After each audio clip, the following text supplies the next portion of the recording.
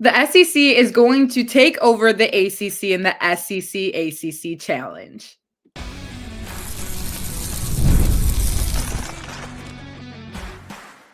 You are Locked On Women's Basketball, your daily podcast on women's basketball. Part of the Locked On Podcast Network, your team every day. Hello, everyone. Welcome to Locked On Women's Basketball. I'm Clea Butler. Joined alongside me is Sophia Jones. We're going to get in deep into the ACC SEC Challenge. There's a bunch of teams going up against each other. We're going to give the breakdown of what you can expect from all of these games coming up later tonight. But first, today's episode is brought to you by Game Time. Download the Game Time app, create an account, and use Locked On NBA for $20 off your first purchase. We're going to start off with my voice has done that the past like 3 episodes. I don't know what's going on. I feel like I'm like going through puberty again or something. It might be that cold weather at those football games. So I think I wore a scarf for a reason, but anyway, obviously it didn't help enough. The first game we suggest you guys look out for is number 11 North Carolina going up against number 2 Texas. This is only the second time that UNC and Texas have met, and it's going to be the first time that they play the game in Austin. Texas is undefeated at 8-0 this season. North Carolina is going to enter in as 8-1. Their only loss this year has been to UCLA. Texas, as a reminder, has defeated UCLA and South Carolina and did so in back-to-back games. We're going to start off with what we can look out for Texas. As of right now, Texas is looking pretty good. They've moved up in the ranks. And again, we've said that they've kind of been one of those sneaky teams where they're underrated, but they're also not because they're very good.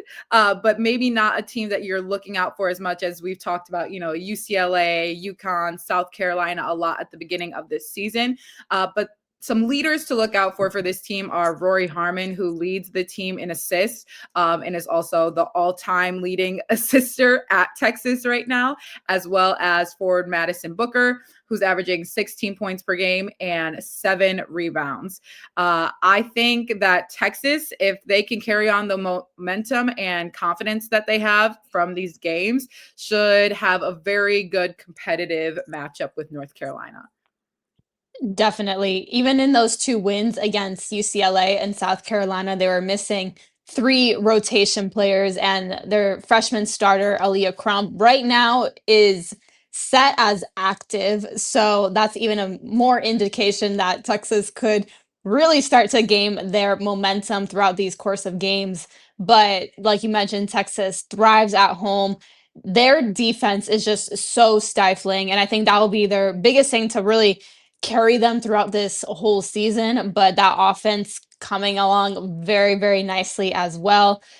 Their offense, it's so compact. It's very interesting to watch. There's no wasted movement, and they pretty much entirely play inside the perimeter. Not a very high volume team from the 3-point range. They're efficient, but just not high volume, and they have a lot of off-ball screens, a lot of curls, cuts, pin downs, and it works really well because you have a player like Madison Booker, who is a mid-range assassin, who just comes off of those and is ready to pull at any given notice. She just stops on the dime and rises up, knocks it down. It's like a layup to her. I think what we noticed from watching that South Carolina and UCLA game too with Texas is that they have a certain fight in them. They don't give up on plays at all. They fight for every possession. And I think that's what really kept them in the game, especially against honestly both South Carolina and UCLA. But in that South Carolina game, it just looked like they wanted that win a little bit more than South Carolina did. And everybody, you mentioned the defense. Carter was everywhere, essentially. Like, she was involved in every single defensive play. And even if she wasn't the one getting the steal, she's getting a deflection. She's taking up space. The size of Texas is also a really good advantage for them against any opponent that they've had so far, because they're just kind of large across the board. And you talk about having that compact offense, but they also have, to an extent, a relatively compact defense. They can really control the paint because you're going to have to get past all of them to get into the paint. But on the flip side, when you're talking about Texas does not shoot a lot of threes, which may begin to hurt them as they get more into SEC play. As of right now, they're going up against the ACC team. However, North Carolina has looked pretty good from the perimeter so far, especially from their freshman Nyla Brooks, who's shooting 44% from three-point range so far. Yeah, and when you can have that kind of consistency along the perimeter, it really opens up the floor for so many other players, helps quicken up the pace even a little bit of the team because you can play a bit more spread out. But offensively as a whole, they create a lot of looks.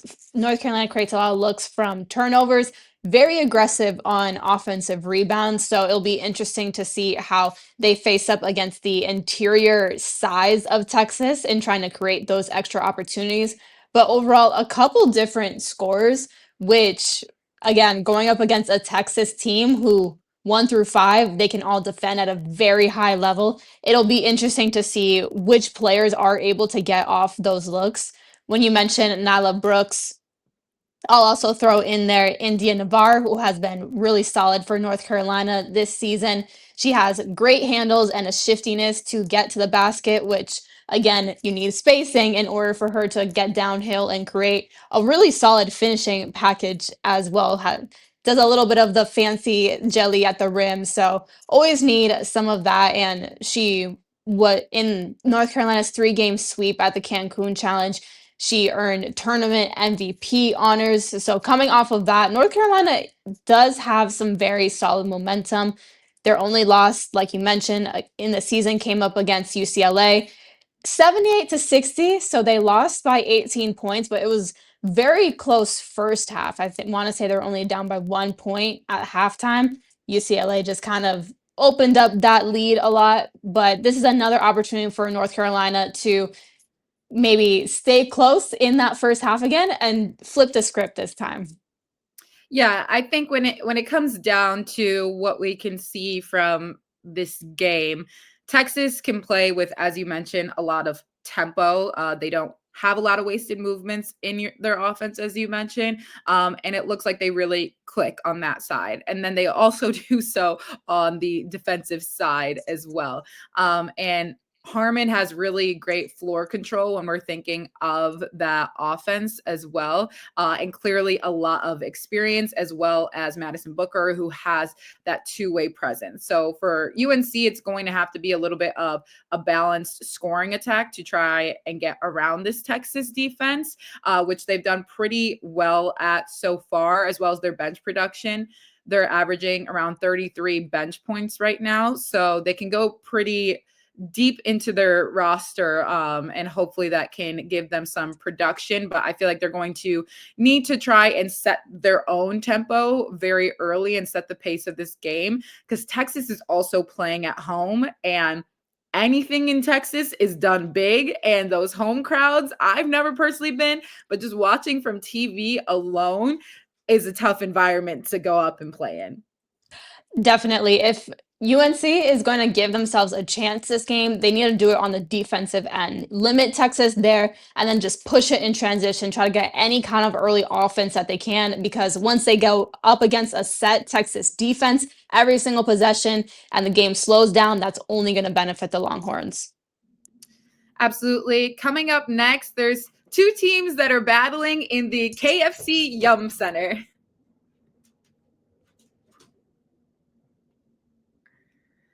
What if sports were treated like markets? Now you can put your sports IQ to work in real time with Robinhood prediction markets. It's not you against the house. It's you participating in a live market. You can buy or sell your positions live all game long. Use your sports knowledge in the moments that matter. Robinhood prediction markets changes the game. It's people moving the action. So when momentum shifts, you can move with it. I always knew the game, but never had a dynamic way to apply that knowledge. Now I can actually take part live in a market powered by people. You're no longer just a spectator. Play by play, you decide. Trade every play with Robinhood. Now available across the US. Download the Robinhood app now to begin. If you saw my dog in the back of that, she just loves to participate, let's just say. A huge women's basketball fan, so she's also a girl. So, she's just a girl's girl. Isn't that what Natasha Cloud said that they wanted for the WNBA? If you're looking for a commissioner, my dog's name is London, and she could really run it if you need to. But South Carolina is going up against Louisville. South Carolina currently ranked third after their loss to Texas, dropped a little bit, going up against number 2 Louisville. And they are playing at the KFC Yum Center. I just love saying that. It's so funny to me. But South Carolina, as of right now, I think this is going to be a significant game for them because their game against Texas just didn't, that's their last, let's say, like, big significant game in comparison to them going up against another ranked opponent now. They just didn't look as put together as we've seen the South Carolina team before, and what we know that the South Carolina team is capable of as well.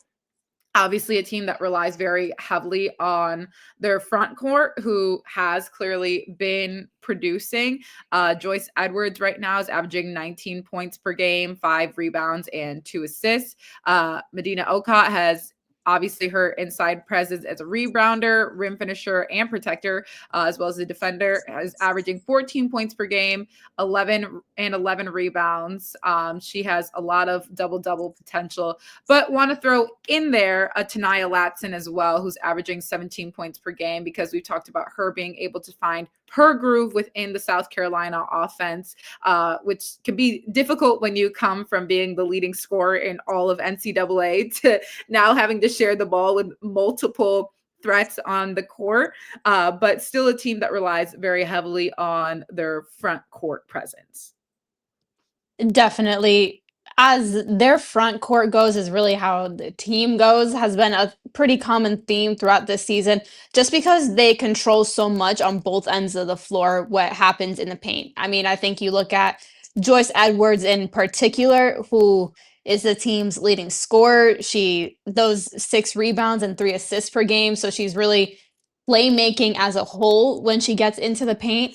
But last game against Texas, when South Carolina lost, we mentioned how it almost felt like Texas out-efforted South Carolina. So I could see them very well wanting to flip the switch and make this a very much statement game and potentially win for South Carolina.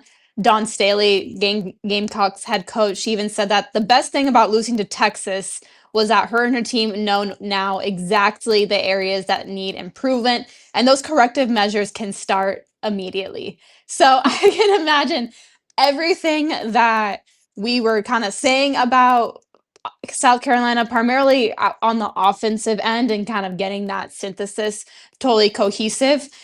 They probably flew back from Las Vegas where that Texas game was held and maybe had one day off, and then next day, potentially a 2-a-day. I don't know South Carolina's schedule, but once if their finals are about to be up soon, then that means that there are no more carrot hours, which I know coaches love that because they don't have to designate a certain number of hours a week because there's school. When school gets out, coaches get more practice. But I can imagine that there are a lot of things offensively that South Carolina tried to work on, mainly just getting that cohesiveness together and figuring out where they want their shot selection to come from. When you have a little bit of inside out, like a Joyce Edwards and Medina Okot in the interior, Tanaya Latson on the outside, Tessa Johnson, she's their best 3-point shooter. So when you can have that just duality both in the half court, it's just a matter of figuring out where you want your shots to come from, because they look very solid in transition when they can speed the game up, but not as much in offensive set execution. And that's something we've seen from South Carolina a lot too, a team that likes to get out in transition, run fast, push the pace.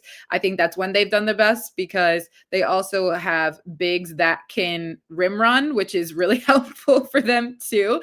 So when you have that, not only that size advantage on the interior, but you also have very athletic bigs at South Carolina, which has done wonders for this program. And I love when you talk about Dawn Staley because I can always just picture how she is presenting this information to people in my head, where she said, yeah, we can go ahead and get that figured out tonight, actually. I know that they have probably had some tough practices, a lot of film sessions, and they are going to get back on the road, which is going to be their first true road test, let's say, because all of their away games have been at neutral sites. So this will be the first time they're really going to go into a ranked opponent's arena, let's say, and try and outperform the home team. But as for Louisville, they come in with a 5-1 record, and they're on a 3-game 5-1 record at home. And they're on a 3-game home win streak. They have been shooting pretty efficiently. They've been shooting at least 45% from the field this season.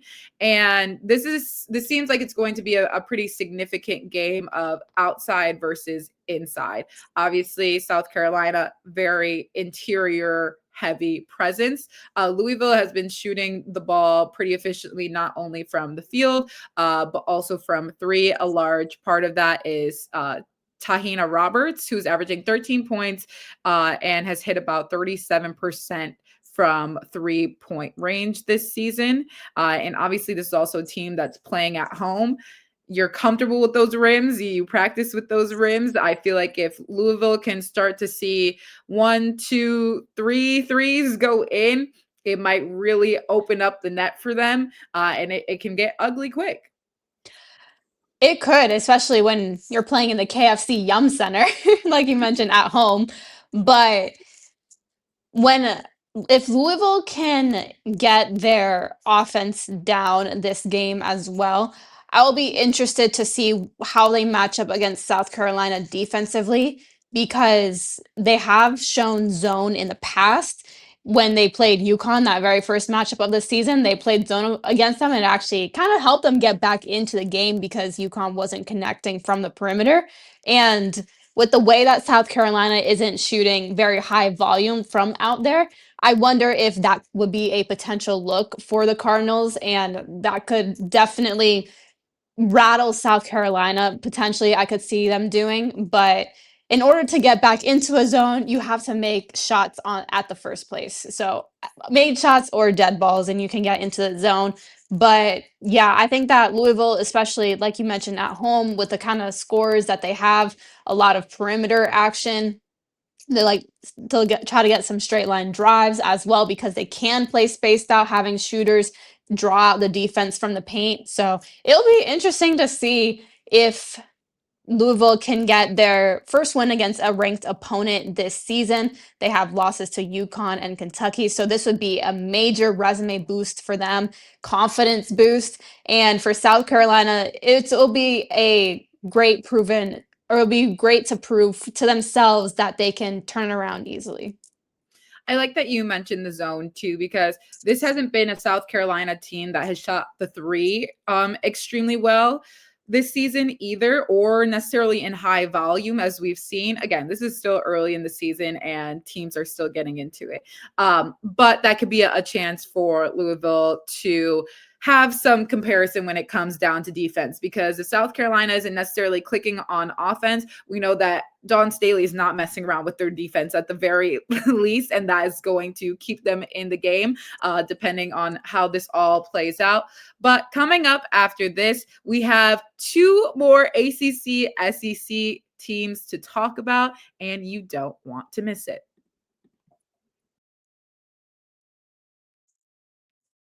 The World Cup is coming back to North America for the first time since 1994. And with 48 teams for the first time ever, it's going to be massive. But let's be honest, getting tickets is usually the hardest part. That's why the Game Time app is clutch, finally giving fans a real advantage when it comes to snagging seats. With Game Time, you can track price drops in real time, get alerts when great seats open, and buy tickets the moment they hit the app. It puts the power back in your hands and makes going to the World Cup realistic instead of impossible. You pull up the app and the layout makes it so simple to scroll through matchups and compare seat views. I love a good seat view, especially when you're thinking of buying a ticket for a World Cup match where there are a lot of different options, but I'm super excited to see some football in action, potentially at Levi Stadium in the Bay Area. So take the guesswork out of buying World Cup tickets in every match, concert, or event with Game Time. Download the Game Time app, create an account, and use code LOCKEDONNBA for $20 off your first purchase. Terms apply. Again, download the app, make an account, and use code LOCKEDONNBA for $20 off. Swipe, tap, ticket, go, Game Time.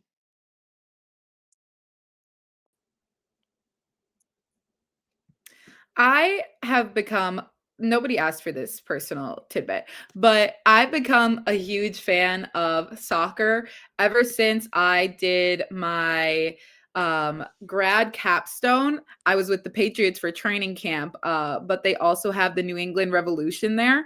And I went and was like interviewing a bunch of the players, went to the games. It was just such a cool experience. And just being able to watch everything live. I hadn't really experienced a soccer game like that.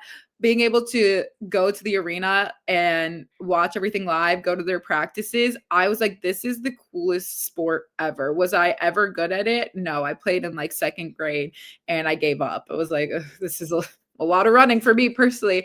But yeah, fantastic sport. If you can get tickets to the World Cup, why not? Oh, trust me, I'm looking. World Cup is generally one of my dream sporting events to go to. And yeah, I don't know who I'm trying to see. I think France is usually pretty good. I don't know if Messi's gonna play. Maybe love to see Messi, but we'll Yes. see. They just opened up like a Messi like experience in Chicago. There's a lot of cool things going on. So I know we're women's basketball focused, but soccer is a really cool sport. Huge fan. Okay. Anyway, coming up more with the ACC SEC challenge. Number 18 Notre Dame is going up against number 13 Ole Miss, as well as number 5 LSU is going up against Duke. However, Duke has fell out of the rankings after a tough couple of games that they have had. We'll jump into Notre Dame versus Ole Miss first. Ole Miss enters undefeated at 7-0. They're riding a very strong start to their season. Notre Dame is 5-1 with their only loss this season coming from Michigan. They had a significant win over USC.